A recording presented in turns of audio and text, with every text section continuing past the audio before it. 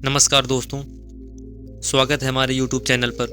दोस्तों, आज हम इस कहानी से मनुष्य की कीमत या फिर अहमियत के बारे में बताऊंगा कि कैसे अपने आप को कभी भी किसी से कम नहीं समझना चाहिए।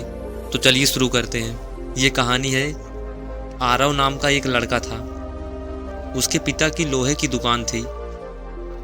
आरव अपने पिता के साथ लोहे की दुकान में उनकी मदद करता था। एक दिन उसने अपने पिता से पूछा कि पिताजी, इस दुनिया में मनुष्य की कीमत क्या होती है। अपने छोटे से बच्चे के इस सवाल से पिताजी हैरान रह गए। वो सोचने लगे कि आखिर इस बालक को ऐसा सवाल क्यों हुआ। पिताजी ने अपने बेटे को कहा कि बेटा, किसी भी मनुष्य की कीमत को आंकना बहुत ही मुश्किल होता है, क्योंकि उसकी कीमत अनमोल होती है। बेटे ने पूछा, वह कैसे पिताजी? अगर सभी मनुष्य की कीमत अनमोल होती है तो फिर कोई अमीर या फिर कोई गरीब क्यों होता है?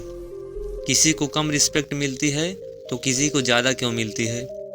पिताजी ने अपने बेटे को समझाने के लिए कहा कि तुम स्टोर रूम में जो लोहे का बड़ा सा टुकड़ा पड़ा है वो लेकर आओ। बेटे ने कहा, जी पिताजी। वो लोहे का टुकड़ा लेकर आता है। पिताजी उससे पूछते हैं कि बताओ, इस लोहे के टुकड़े की क्या कीमत होगी? आरव बताता है कि 500 रुपये। पिताजी अब उससे पूछते हैं कि अगर मैं इस टुकड़े के छोटे छोटे कील बना दूं तो फिर उसकी क्या कीमत होगी? वो थोड़ा सोच कर बताता है कि पिताजी, ऐसा करने से उसकी कीमत बढ़ जाएगी। तब तो ये और भी महंगा बिकेगा, लगभग 1500 रुपये में। पिताजी अब उससे पूछते हैं कि बेटा, अगर मैं इस लोहे के टुकड़े से घड़ी के बहुत सारे स्प्रिंग बना दूं तो? आरव कहता है कि पापा, फिर तो इससे और भी ज़्यादा पैसे मिलेंगे। पिताजी अपने बेटे को समझाते हुए बोलते हैं कि ठीक इस लोहे के टुकड़े की तरह मनुष्य की कीमत होती है। मनुष्य की कीमत भी इससे नहीं होती है कि अभी वो क्या है, बल्कि इसमें होती है कि वो अपने आप को क्या बना सकता है। आरव सब समझ चुका था कि उसके पिता क्या कहना चाहते हैं। दोस्तों, हम भी अपनी कीमत आंकने में कई बार गलती कर देते हैं।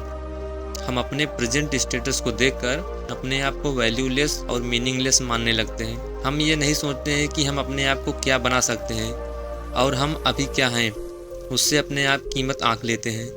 हमें हमेशा अपने आप को इम्प्रूव करते रहना चाहिए और अपनी सही कीमत प्राप्त करने की दिशा में आगे बढ़ते रहना चाहिए।